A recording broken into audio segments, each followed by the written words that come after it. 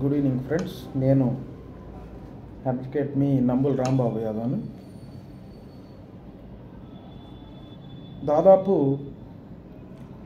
విద్య అనేది ప్రపంచంలో గొప్ప సంపద. విద్యని ఎవరు దోచుకోలేరు. విద్య అనేది పంచుతుంటే పెరిగే సంపద. అలాంటి విద్యని కౌటిల్యుడు ముందుగా ప్రతి రాజు కూడా విద్య నేర్చుకోవాలని చెప్పాడు. విద్య గురించి కౌటిల్యుడు చెప్పిన ఒక చిన్న భావాన్ని మనం ఎక్స్ప్లెనేషన్ చేసుకుందాం. కామధేను గుణ విద్య హకల్యే ఫలదాయిని ప్రవాసే మాతృం సదృశి విద్యాగుప్తం ధనం స్మృతం అని కౌటిల్యుడు అనగా చాణక్యుడిని కౌటిల్యుడు, విష్ణుగుప్తుడు ఇలా రకరకాల పేర్లతో పిలుస్తారు. ఆ కౌటిల్యుడు విద్య యొక్క గొప్పతనాన్ని చెప్తాడు. అంటే విద్య అనేది కామధేనువు లాంటిది, అనగా అన్ని కోరికలను నెరవేరుస్తుంది, అన్ని ఋతువుల్లోనూ పండ్లను ఇచ్చే చెట్టుతో పోల్చాడు. చాలా గొప్ప విషయం. అలానే విదేశాల్లో తల్లి వలె సాగుతుందని చెప్పాడు. అంటే విదేశాల్లో తల్లి వలె సాగుతుందంటే ఇప్పుడు భారతదేశం నుంచి అందరూ బీటెక్, ఎంటెక్ చేసి విద్య ఉన్న వాళ్ళే ఎక్కువ మంది 99% అమెరికా కానీ కెనడా కానీ అక్కడికి వెళ్ళి సెటిల్ అయ్యి బాగా సంపాదిస్తున్నారు. అంటే కారణం విద్య ఉండబట్టి. అట్లానే విద్య అనేది ఒక గుప్త ధనం లాంటిది. అలాగే విద్యని మూడో నేత్రంగా కూడా అభివర్ణించారు. అంటే మనిషికి 2 కళ్ళు ఉంటాయి, అలానే మూడో కన్నుగా విద్యని అభివర్ణించారు.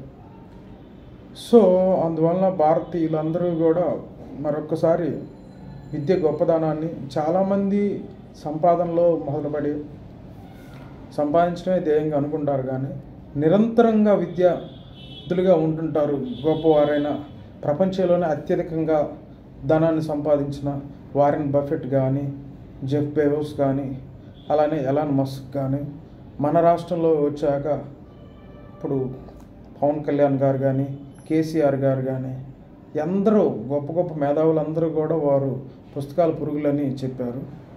సో ఒక ప్రోవర్బ్ ఉంటుంది,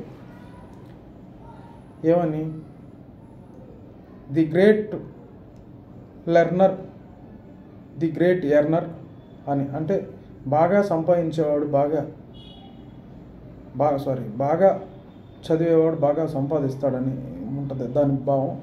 అట్లా ప్రతి ఒక్కరు కూడా వారికి ఉన్న టైంలో ఎంత బిజీ షెడ్యూల్ ఉన్నా కూడా రోజుకి కనీసం 45 నిమిషాలన్నా కనీసం మనం పుస్తక పఠనాన్ని కానీ, లేకపోతే మ్యాగజైన్స్ కానీ, న్యూస్ పేపర్స్ అయినా కూడా ఫిజికల్ కాపీలుగా చూడటం వల్ల మన బ్రెయిన్ షార్ప్గా ఉంటుంది.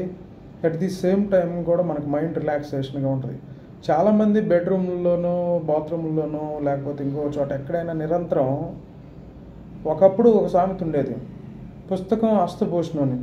కానీ నేడు పుస్తకం ప్లేస్లో మనకి సెల్ ఫోన్, దాన్ని తెలుగులో చరవాణి అంటారు. ఆ చరవాణి అనేది హస్తభూషణంగా వచ్చింది.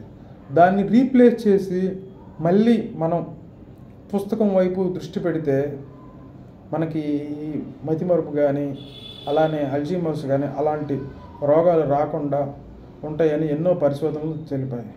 సో ఇందువల్ల ప్రతి ఒక్కళ్ళు కూడా నిరంతరం పుస్తక పఠనాన్ని పఠించి విద్యను, వారి యొక్క లెర్నింగ్ స్కిల్స్ని పెంచుకొని జీవితంలో ముందుకు సాగుతారని మనసా వాచా కర్మన కోరుకుంటూ నేను మీ advocate Nambul Rambabu Yadav. Thank you.